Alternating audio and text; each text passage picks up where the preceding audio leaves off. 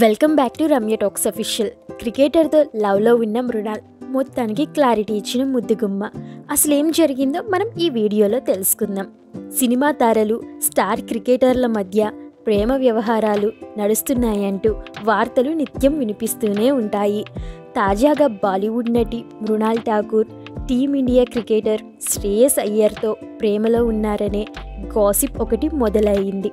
అంతకుముందు కోలీవుడ్ నటుడు ధనుష్తో కూడా మృణాల్కి మధ్య ప్రేమ వ్యవహారం నడుస్తుందని వార్తలు వచ్చాయి.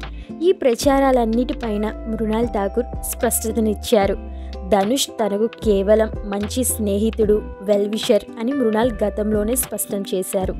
ప్రస్తుతం తాను కెరియర్పై మాత్రమే దృష్టి సారించానని, కుటుంబ జీవితం, ప్రేమ వ్యవహారాలపై దృష్టి పెట్టే వెసులుబాటు తనకు లేదని ఆమె పేర్కొన్నారు.